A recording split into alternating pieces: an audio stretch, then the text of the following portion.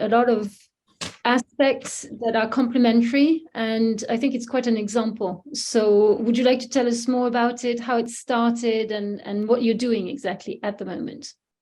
Yeah, sure. Thank you, Catherine, for the kind words. That's very nice to hear. Well, they're sincere. Okay, thank you. I've lived out here in the French Alps now for 15 years, and for 10 of those years, I've run 2 independent ski shops. So these are ski shops that sell outdoor gear, outdoor equipment, specifically focused on ski boots. And sort of over the last 10 years, I've become a little bit more disillusioned by my work. I live in a part of the world where we can see the impacts of climate change quite clearly. We can see that it rains at a much higher level in the winter, so we have less days of snow. Last year, unfortunately, from my balcony, I could watch a forest fire for 2 weeks in a part of the world where it shouldn't really be that hot at that time of year to enable us to have a forest fire. So yeah, we're definitely starting to feel the impacts of climate change here in the Alps. And I think already in the Alps, the temperature rise is 2 degrees. So for some reason, not definitely known at the minute, but temperatures are rising quicker in the Alps than in other parts of the globe, the same as it is in the Arctic and the Antarctic. So yeah, I kind of felt impassioned to try and change what I do. And so 4 years ago, outside our shop space in the ski resort, we did a repair day. So we set up a few local friends at tables there who can do sewing repairs. And we also asked our friends to donate any excess equipment that they don't use to us. We would sell it, and then we would use any of the funds that we raised to plant as many trees as we could. That day, we actually raised €9,000 on the day from selling people's waste.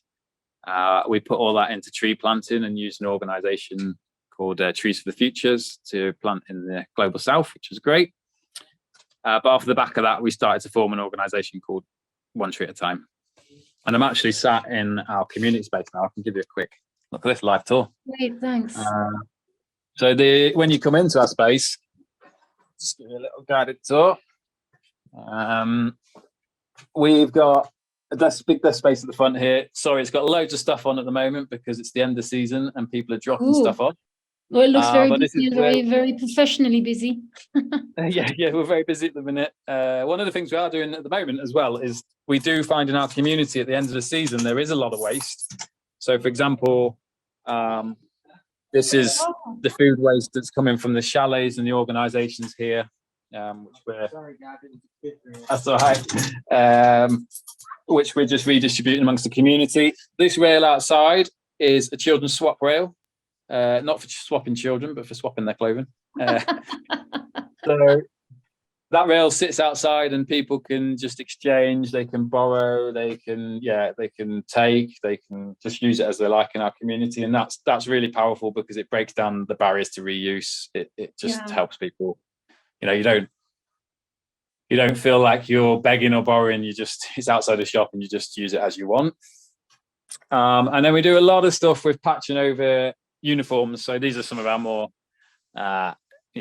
exciting patches, should I say. But we take a lot of uniforms in our community and patch it over their logos. And then going back through the space, we've just got more and more. So. That's what I love about your space, and thank you for showing it to us, because your projects, because there are multiple from what I understood, and you can talk to us about the future project also, which is an extension of what started, is that one, it's grown organically. So it came from an idea for a very concrete and visual idea that things were just not used. I mean, you were selling too much stuff to people who didn't necessarily need it. So that consciousness first is the first beautiful thing about this, that you could make some profit or continue the way you were doing it, maybe going to another place to do it better. And what you decided to change was not the location or the clients or the actual articles. It's the way you were doing it to adapt to your consciousness of what was happening to the climate, and also to the client's needs, and also to your community. And we were talking about this a couple of days ago. Communities are so important because that's where grassroots starts. That's where you told me that you were starting from wherever people wanted to do things and wherever they wanted to go from there, which is really creating something that is, it's a live company. It's alive. It's looking for ways to answer a question with real means and real people. It's not artificially thinking of a business plan, of a project that should look great, would look great if. It's really looking great as it is, as you're doing it. And that's so wonderful. And the next step, and then maybe later I'll tell you why I'm so interested in it and what I do at the moment, so we can both introduce ourselves. But can you tell us a bit more about the project that you're building now and what's the next step? So the next step, and it's actually launching very shortly, is next Saturday we open up 1,000 square meter space down the valley, and that's a combination of organizations. So there's space in there where someone's fabricating parts for machines. So you might want to replace or repair part of your dishwasher, for example, and you might not be able to find the part. They can actually fabricate the parts on site. We have repair workshops down there. We're running classrooms. One Tree at a Time, our space is running the secondhand clothing for outdoor sports gear. There's all sorts of secondhand stuff in there, like furniture, but basically it's your space to go to in our community to buy something from within the circular economy and to be involved. And what's really exciting for me about that part of the project is I feel like I've really found my people down there. And like when I started this 4 years ago, it's not that it felt lonely to start it. It just felt like it was quite a big step and no one was really doing something similar in my area, and it kind of felt quite daunting. Whereas now there's lots of people doing similar things in my area, and we're all coming together and working collectively to deliver some change.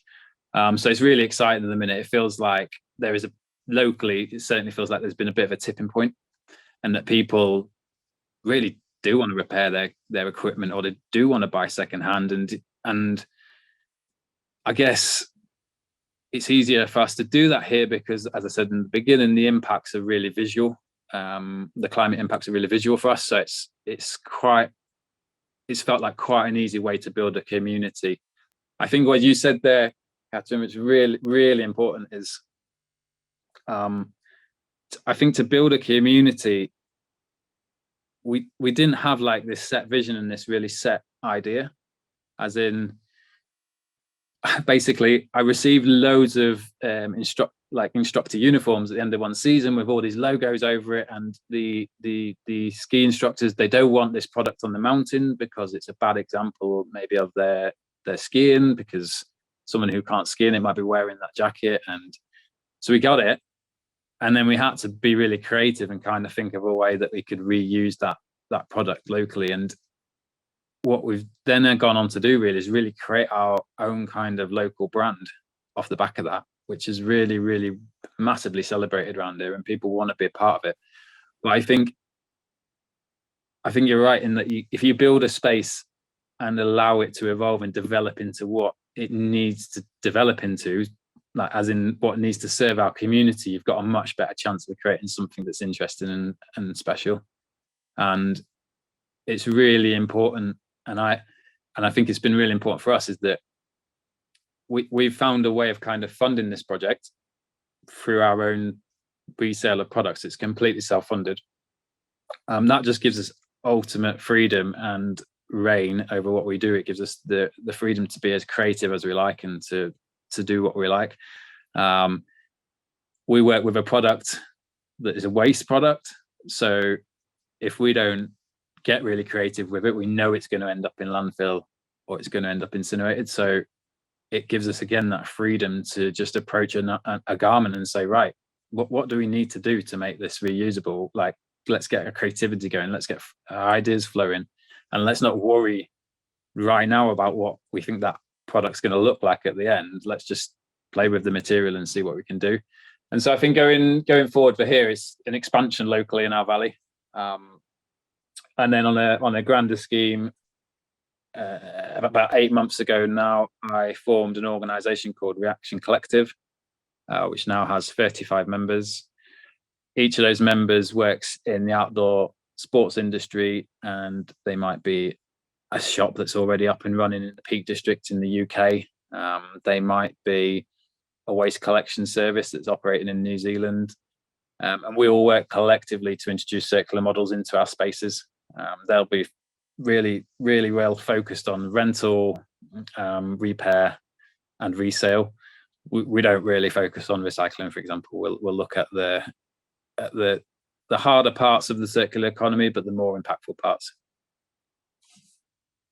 Well, I have so many questions right here, but I'm writing them down, and I wanted to give a chance to Sai, who raised their hand, to know if they had a question, if they wanted to. So yeah, I can just see that question just popped up. Hi. Do you reuse prepaid electronics as part of your organization? If so, can you talk more about it, process and challenges, please? Yeah, so we don't at the minute, but that is about to be launched next weekend. So we're going to find out very shortly all of the processes and all of the challenges, which I'm sure there are a lot. But again, like, our approach to overcoming those challenges is to really empower our community to be creative with the solutions, and that's why I think it's really important that we're working towards building a fab lab, like a fabrication lab, inside the community space that we're opening next weekend, because we need to be able to keep our agency and be able to do what we need to do to keep this kit going. Does that answer your question? So. Yeah, that's very clear, very clear. Thanks, Catherine. Gavin. Hi, Sai. Yep. Sai, do you work in waste management of electronics or anything like that? Not really. Actually, work in electronic space, part of semiconductors industry. But I'm really interested in how people handle electronic waste. So yeah, it's obvious. We all know that there is a lot of electronics generated, and we hardly use them for a couple of years, and we just move on. So I was just thinking how this biggest challenge is actually handled as part of the climate change. Yeah, I think like I said, we're going to learn a lot about that, and like you're right in saying that there's a lot of electronic waste. So we do see a lot of that, and it's waste that contains a lot of value. So the interesting thing with the products that we've worked with so far, so this is outdoor equipment, majority of it anyway, is that outdoor equipment's built to last. So it's built to be in the outdoors. It's made from durable materials, and that means we can regain a lot of wealth from that product. So we're able to take that product back in and get it reused. And I see the same with electronics. Like, there's so much value within the product itself, whether that's just the material. That there must be a way of creating a system where we can regain that value. I personally think that's probably one of the easiest systems to create. So when I talk about clothing and regaining value, it's very easy for us to regain value in outdoor equipment. So that's ski gear and things that are built that are durable. But when we receive a bag full of clothing that is what your term is fast fashion, that's been sold in the first place for 5 to 10 euros, is really, really hard to regain any value from that. Now, if we're looking at electronics, the latest Apple iPhone, I'm sure, sells for over €1,000 in Europe. There must be a way of regaining that value. So maybe that's where I'll jump in as well to introduce myself and a little of what I do, because one of our projects is to work specifically around that. In France, there's a community of people who are travelers, and they come from actually originally it's interesting, they come from India, and they're the Rom. So they're people who are settled mostly in Romania, but they also live everywhere around Europe. And originally they are said to come from India. They've said to have been traveling, and for some reason were at the end of the journey, or I don't know, maybe they're going to other places, but they're not easily taken care of. People are quite racist with them. They have there's a segregation basically of people who travel. They're considered unworthy of a stable situation because they don't work the same way people do, or there's a mind block around their habits and their traditions, their culture.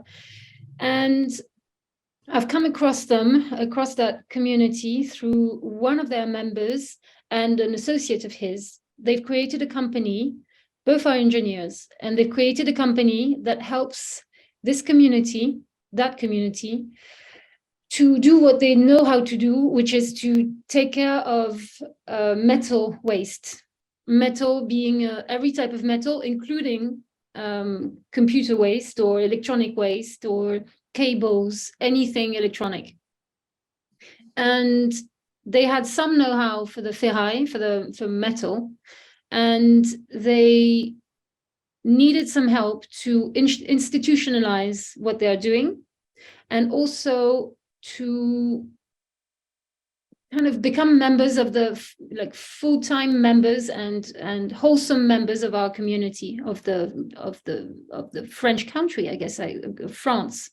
That is to have papers, to have a social security number, to have all the recognition they need to, and all the papers and all the support they need to get a flat or an apartment. They live in places that are very, very difficult to live in, usually with their whole families. They do not want to leave their family behind. So when they move, it's around 10 or 20 people. So it's not easy to find a place where to put 10, 20 people. And this association of these two people are helping them to do both, to create a situation with what they know how to do, to gain competence and skills around electronic waste, and keeping the right materials, the precious materials that are in computer components, but also to know where and how to recycle or reuse the rest of the electronic waste.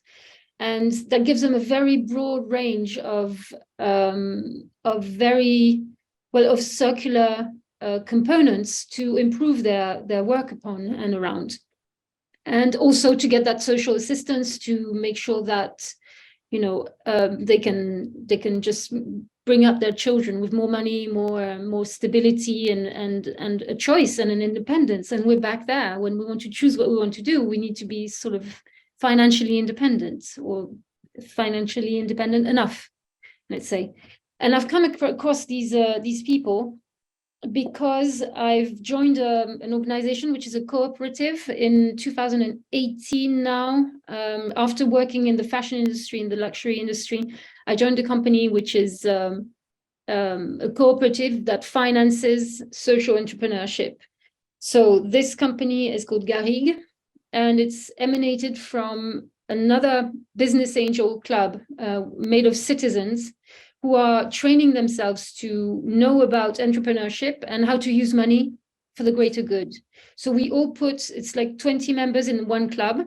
We all put 20 euros or something, like I don't know, maybe 1,000 rupees, whatever we can in there. And we create a little pot commun, a little pot, how do you call it? A little, we have it on a bank account. And when we have enough money, when we want to, the regional association that gathers all the projects and the entrepreneurs who want to be financed, they come to us and they offer and suggest some ideas, and then we will finance them or not, asking questions. There are lots of processes. We're making it very clear so that we don't have to ask questions so much. We can talk among us, but we have some training in some ways to help people choose the best entrepreneur and the best project for them, and to make sure that they can support and help that entrepreneur in many ways. And whether it be on the commercial side, we share competences and skills. So it's quite a circular idea of how money can be, and that's only one of the projects, but there are many. It's what I notice is that for us, it's a bit of a tricky subject, and I'm sorry if I address it like that. I hope it's I'm not hurting anyone with it, but I really want to talk about this. Our waste in Europe is, especially in France, we usually send it abroad.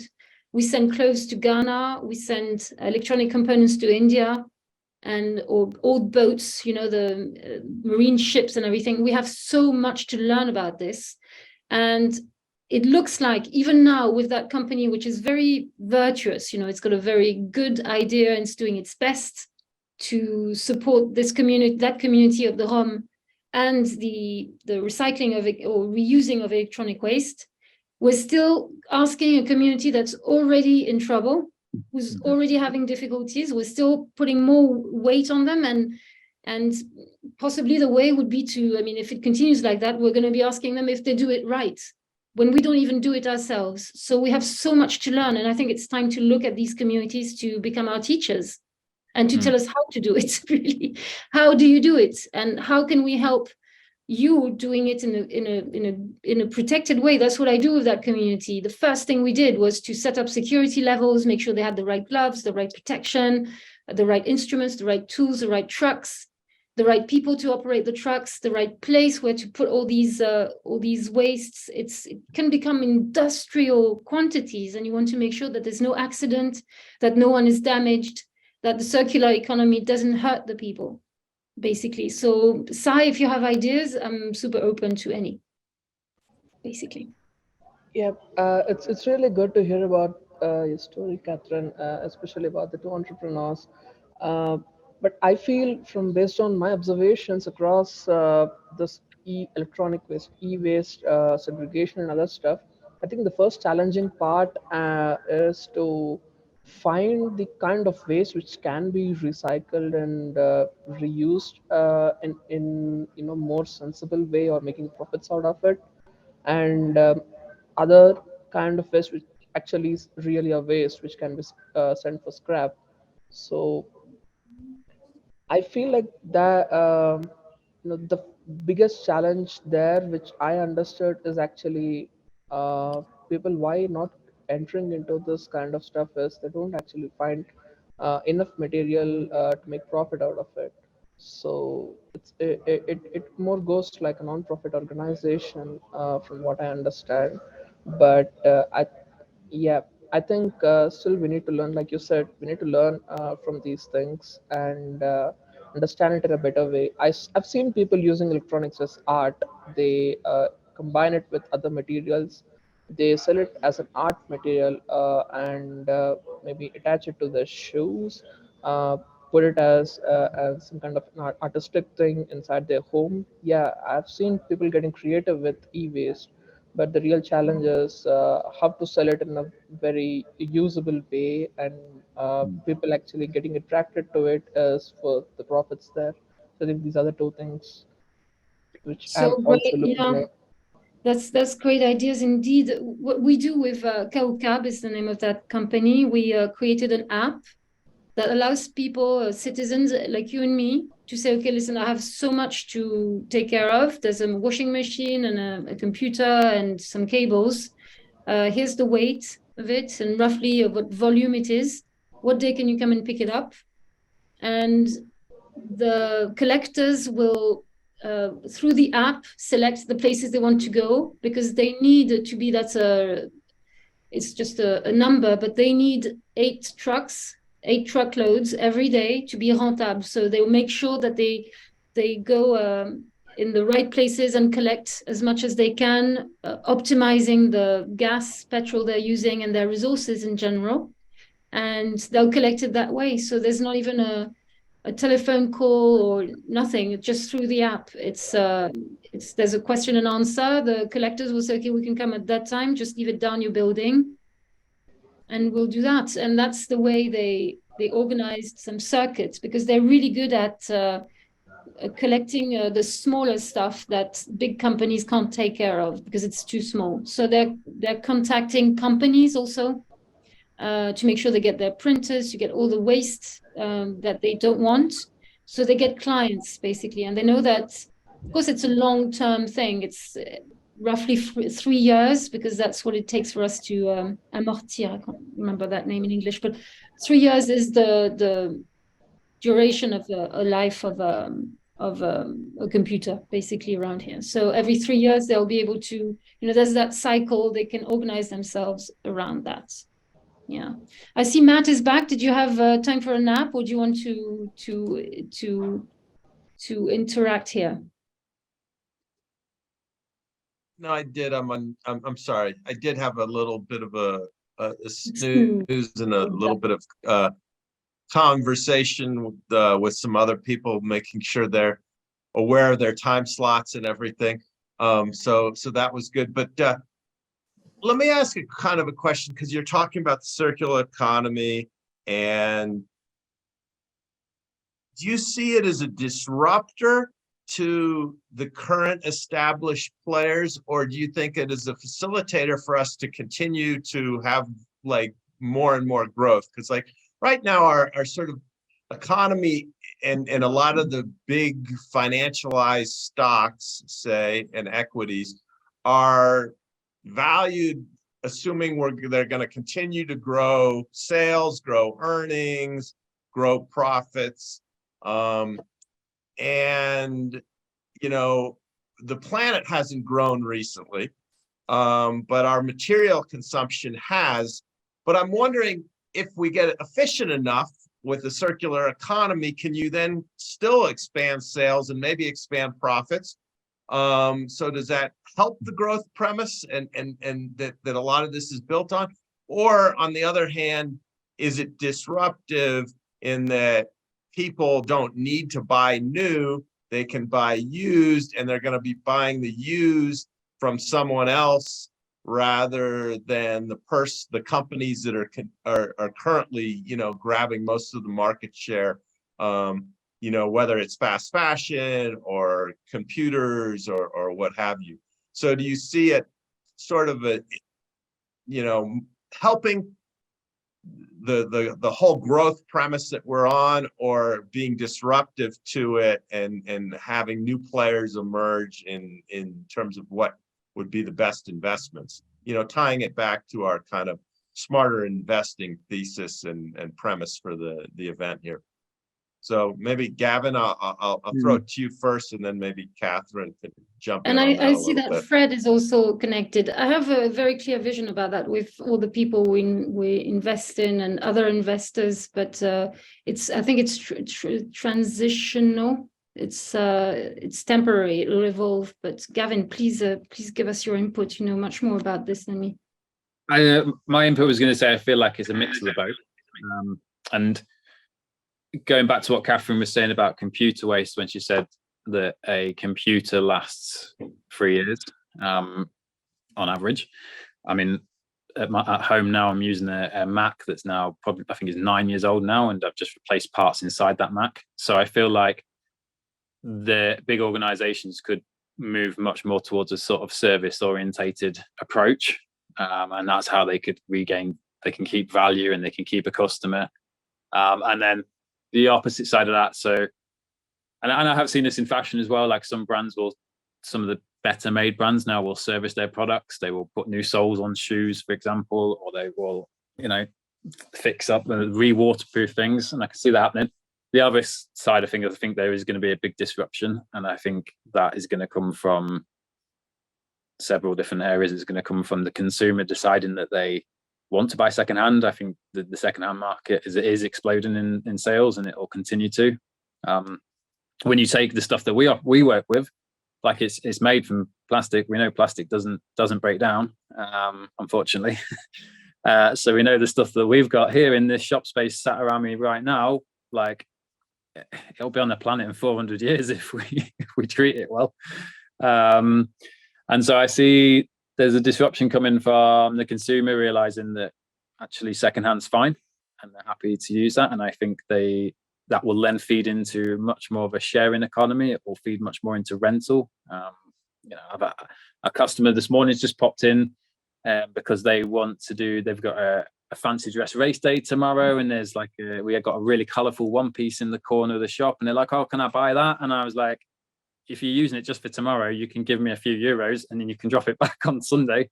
And they're like, yeah, great. And I think once we start to break down the barrier to secondhand, we can actually break down some other barriers, which is the usage of products multiple times. So that might be the sharing economy, the rental economy. And I think these things are going to be led by the community. They're also going to be led by government and legislation that's coming in, especially here in France. We've got some really exciting and interesting legislation that's coming in, especially with extended producer responsibility acts. And they seem to be, from my viewpoint, the French government particularly, and Europe as a wider organization, seem to be going quite hard after fast fashion, and I think in the next few years we're going to see more and more legislation that's going to push people down the route of reuse and repair. And then finally, I think this is maybe come back to what Si was talking about just now, is that at the minute some of these things maybe don't make complete financial sense, and that might be the collecting of materials from a mobile phone. But in my experience as being operating a retail shop, is we're starting to have issues with the supply of new products. So we're starting to have issues with the supply of materials to make, for example, a ski boot. We might not have all the pieces that can make a complete ski boot. Same with, this is happening in the bike industry. There might be a component part missing from a bike, and that's going to disrupt the chain as well, because that's going to add value to the secondhand market. So I think a mixture of both. I do work with an organization in my role at the ski shop called Nordica, which are a really big manufacturer of ski boots, massive manufacturer of ski boots. And they have just built a pretty large, very large recycling factory inside Italy. So we can now actually send our used ski boots to this factory in Italy. They're broken down and the plastic is then used again to remake new ski boots. Now, the reason they're doing this is not financially viable, but it means they're guaranteed that they've got the material, because they're starting to find that they've got issues with material supply. So if they can get hold of this secondhand material now and break it down and keep it, they know at some point that it's probably going to become financially viable because of the supply line disruptions. It's true. Inflation Cool. is only just one side of that difficulty to find first raw materials. Yeah, of course. Yeah. Cool. So, and you touched on the word community several times, and some of the connections that you've made. I think as we go into Fred, because Fred's talked a little bit about the open forest protocol earlier, but maybe Gavin, you can just sort of like summarize and maybe even give a couple examples of community connections that you've been able to make, and sort of how that's been fulfilling for your life. And then Fred, maybe you can then jump in with how your product, Open Forest Protocol, enables communities to do their own measuring and potentially maybe take more ownership of their forest projects. Yeah, Gavin, maybe if you can jump in on that. And I listened to Fred's talk earlier and it was really interesting, and I think there in several of the talks that I've listened to this morning is actually a common theme, and that's this need for community. That is this need for us to feel like we're part of something bigger, and I really feel that in my work that I've done here, that it's really fulfilling, because I feel like I'm not just, it can feel quite hard to like do something within the current system. Like you might think, what's the point in becoming vegetarian? What's the point in cutting down my flights if I'm doing it on my own? And I think this idea of building up a community that's working in the same general direction, you don't all have to be doing the same thing. Like Fred can be doing what the wonderful work he's doing. I can be trying to do stuff that's based around recycling clothing in our community. But as long as we're bringing ourselves together and connecting, I think that's super valuable. And I actually wanted to ask Fred earlier, I didn't quite get the chance, is one of the things I feel is kind of wrong with carbon credits is I don't feel connected to that community. So we talked earlier briefly about how carbon credits maybe don't have a very good reputation currently. And I think part of that issue is maybe because myself, I don't really understand them as a person just living out in the Alps. I don't really understand them. I don't feel connected. I feel too disassociated from that action. So I really wanted to ask Fred if he has plans for his projects to actually start within Europe. Like, are they based in the global south, or will they be based across the globe? Yeah, I love the question. It's I felt the same way when I started. You know, how can I be connected to a project in wherever, actually, Europe or Africa, wherever it is.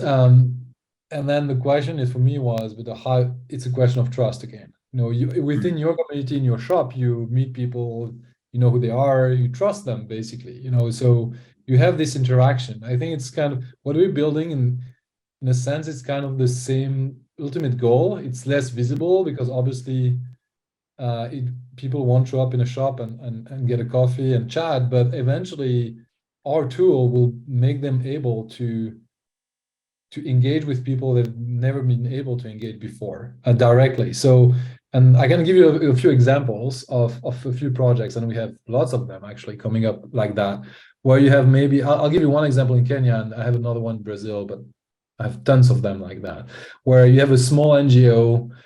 Usually it's either a local NGO or an NGO managed by a Westerner. I would say that's kind of what we find out. And those NGOs, you know, they're fighting to find funding. You know, that's basically what they are doing. You know, they're doing amazing job most of the time, but they're fighting to find funding. And when they find funding, usually it's for a year, 2 years, eventually 3 years. Like it's very short-term money. So they have to start that all over again, over and over again. And they are engaging with a community of people that are really willing to fund them because they trust them. So that's the whole thing. And if you take that to the carbon market, you don't find that because obviously, like you said, how can I trust a carbon credit coming from whatever the standard from a project that I don't know, who probably doesn't have much co-benefits for the community, if in some cases none. It's very hard. I mean, it's close to be impossible to trust that. And it's been the reaction for, I would say, most people, and it's completely normal. So, but imagine a system whereas, you know, you go on a platform today and you find a project in Africa that was, you know, previously a project, you know, a small NGO that is now onboarding on Open Forest Protocol, and they use the reporting tools, and you can see that they're doing great jobs over the years, and you like the project, and they report in a very, you know, consequent manner, and they produce carbon credits out, you know, out of this whole approach. Then the ultimate question is, instead of sending them money just to support them, would you buy the carbon credits? And our thesis is, we assume that once people understand, you know, the link with a specific project, with a very transparent and immutable data behind it, and really good reporting, people will engage in carbon credits that way. That's what we think. And eventually, yeah, I can stop there. Oh, no. If I didn't, I thought you were done there. Go ahead. I'm done. Go ahead. Okay. So Sean kind of put together a little video. I don't know if people saw it, explaining carbon credits. And then, you know, we have a couple questions for Gavin after that, but I think this video ties into, you know, Gavin's sort of feeling that he doesn't quite understand them, and it's just a little humor here. Do you have that ready to tee up, Sean? You're on mute. Yeah. So I'll share this video. We're a part of this. We're a part of this change. Also should benefit from this. That is So am I able to share my screen? So it's okay. Is it? Yeah, but it's not the video. Yes.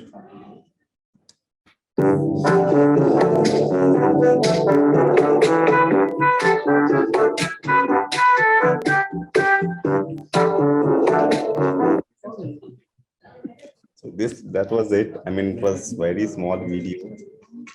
Yeah, so it's a circular economy explanation too.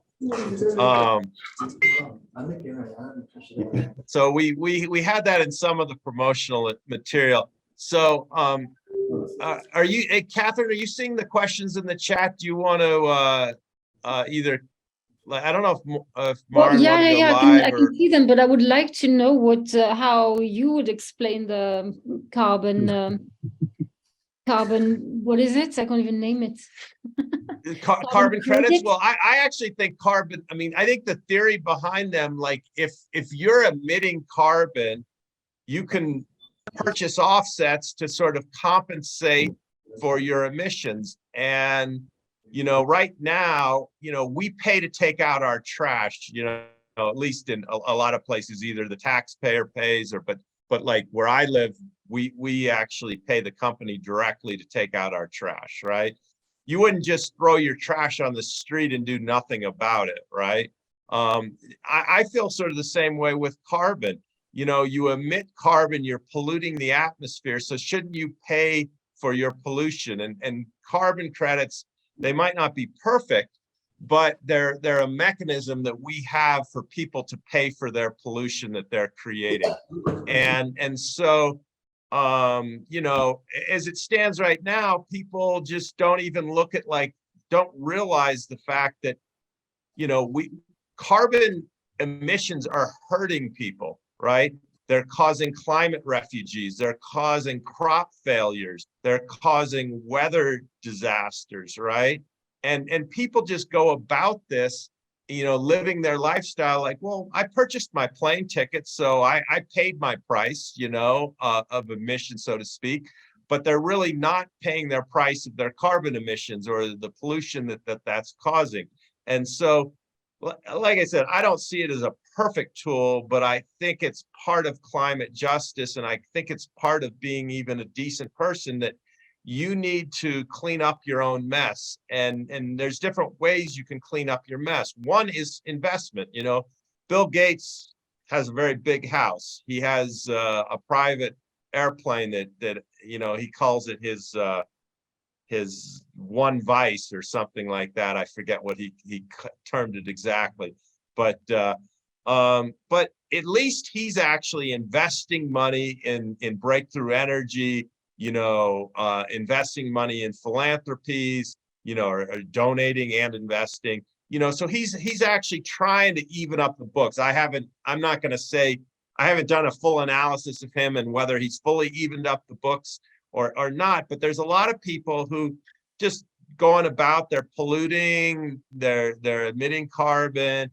and they're not making any impact investments. They're not donating, you know, to you know, purchase carbon credits, you know, like Fred said, you know, and NGOs could use that model. And so I think we need a mentality that, hey, I need to clean up my own mess, you know. I think a lot of people believe in leaving the world a better place for your kids, or at least as good as you found it, right? Like C3 Solutions, very conservative group, right? Very pro-fossil fuel group, actually. You know, well, some of their members are. I'm not saying they completely are, but they, you know, one of their axioms is leaving the world. You know, we have a moral obligation to leave the world, you know, a better place than we found it. And I think we need more people stepping up to the plate on that. And they can step up through their investments. They can step up through purchasing carbon credits. They can step up, you know, donating to nonprofits. You know, of course, they can also try to reduce their emissions. You know, but you know, the lifestyles that most of us on this call lead, you know, we're in the 20% who has flown on airplanes. 80% of the people in the world haven't flown on airplanes. And so that 80% is emitting much less carbon and causing much less planetary destruction and has lower footprints than we do. And so I do think we have an obligation to position our portfolios in such a way that they have a positive impact, and you know, or just directly buy carbon offsets, you know, at least as an attempt to do the right thing. So that's my 2 cents on it. There are, I think, a few other questions out there, but I think you asked me sort of, and I gave you probably a longer answer than you were ready for. Maren had a few questions. Maren, maybe you would like to ask them. You're here and you have a voice. Why don't you voice it? Yeah, and one was for Gavin. Gavin, you know, you said you do a lot of work with the community. I wonder whether there's a new social identity emerging that even the kids are learning. It's kind of cool to reuse, and I think because that's where at the moment in Australia we have a lot of fast fashion, and I think there's a new Chinese brand that's even cheaper than Zara, and the kids constantly want to have something new, gets worn once, gets thrown out, and has all this microplastic unrecyclable. So I think how can we make it, you know, change our social identities that they're based through something bigger than, not just bigger than ourselves and this global community, but also to re kind of change the meaning of things. And I think you have such a unique chance in your environment. You know, do these kids actually grow up with this understanding that it's a good thing, that feels good, not it's hand-me-downs, you know, it's I don't have the same cool clothes that the other kids do, but it's actually a good thing or something I can be proud of and enjoy. Or do they participate? Do they decorate them or participate in the design or whatever they're doing? Yeah, so we try to involve people in the process a lot, and I think one of the things that we've sort of struck on that has kind of created that kind of cool vibe and that community feel is that because we've got all this waste and we're able to do what we want to do with it, we can get creative, but we can also put our own stamp on there. And like, I don't 100% know exactly where we stand with legalities on putting our own stamp or our own branding onto secondhand product. I have spoken to several people on LinkedIn who are lawyers and said, you're fine, keep doing what you're doing. But that act of like stamping our logo onto a garment, or I don't know if you've maybe seen some of the information that's gone out for this event. We've actually taken some garments and put two completely different garments together to make a fully repaired one. That act means we're making something that is cool, that's completely a one-off, that you're not going to find anywhere else, and that just encourages people. That creativity is really important to encouraging people to get on board with something that's cool. And this is maybe just me, but this is what I do find quite strange with brand as it is at the moment. I find the mega big brands now just so boring. Like if I was to go into a Nike store here in France, I'm guaranteed it's going to look exactly like the Nike store does in Australia. And I feel no connection and I feel no purpose with that brand, and I get nothing from it other than an affordable running top, for example, that it's so affordable I can dispose of next week and buy another one. And I think it is really, really empowering if we can encourage the younger generation, certainly, to get on board with this kind of thing. So we run lots of workshops from here. One of my friends called Stu, he works here 2 days a week. He just asked me to start this year, so can I do a couple of days in the shop? So just go for it. He now in that time he's basically taught himself to sew. He makes the most creative garments that we probably have in this shop space now, and he's just got really like infused with it and learned and taught himself and played with the sewing machines and played with the material and completely created these one-off garments that are super cool and people want them. And it's changing our community. I think almost so I've got a child who's 2 and I have another one on the way in 5 weeks. And my wife was reading a book yesterday that's talking about not giving your second child your first child's clothes, because your first child might feel like he might feel upset that he's got these secondhand clothes, but every piece of clothing that my first child's ever worn is secondhand. Like why would I buy a new piece of clothing for a child? Like what would be the purpose of that? And I kind of think like we need to really start to think about our relationship with our products and try and understand why new makes stuff better. Like I don't think it does. Like secondhand has a story, it has a history to it, it has scuffs, it has marks to say that it's done this, it can be patched, it can be stamped with a different logo, and that it's just kind of like repair and creativity and making your own clothes are just a really powerful tool to analyze what we believe our products should be. And I mean, obviously it's complicated because for the last 70, 80 years, we've been sold the idea that new is really important and it's really aspirational. And that's what you need. And that's what makes you successful. But it's not really true, is it? Like it doesn't mean a thing. Yeah, as long as it's practical. Yeah, no, earlier on, I talked about form over substance or substance over form. And we had Sarah Nolette from Tenacious Ventures, a VC fund. And she was talking about a case where she was on a judging panel. This was about 6 years ago with a pitching. And so you had this one that was very polished, you know, sort of had all the bells and whistles. And then there was another one that, you know, there was 5 finalists, but I think it came down to these 2 with the judges.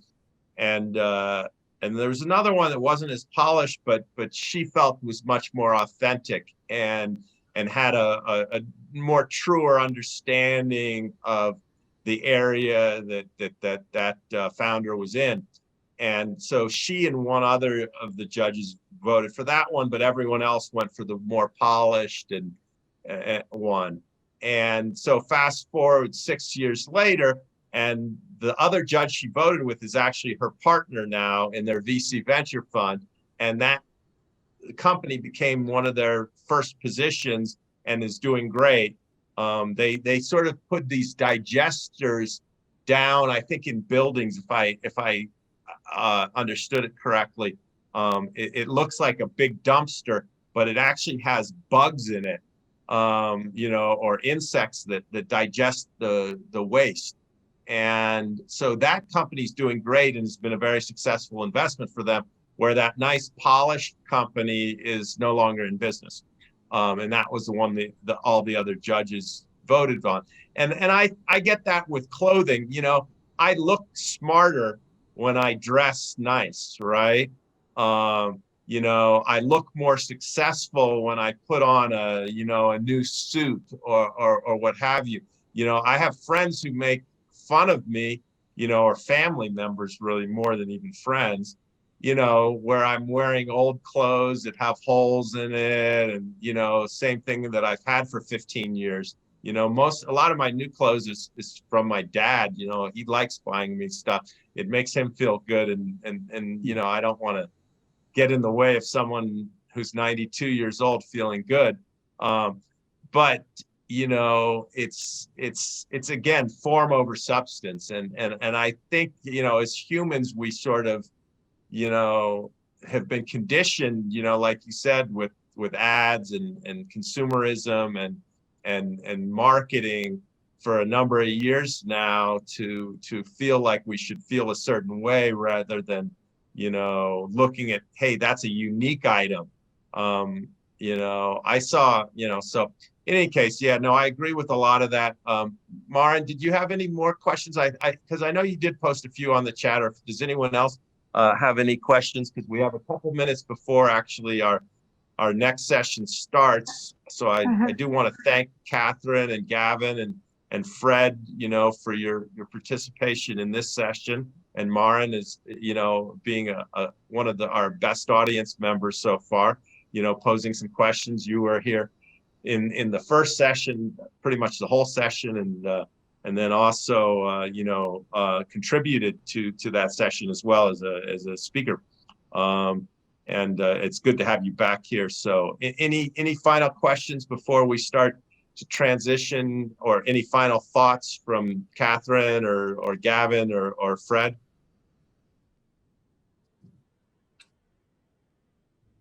Okay, so this is a wrap on this session. That'll give us a minute or two to get set up on the next session, because I actually have to sign in separately. So I'm going to pop off and you know, thank you guys and thank everyone for participating. And we have Stephanie Rackles is leading off, I believe, the next session. She's AquaSpark.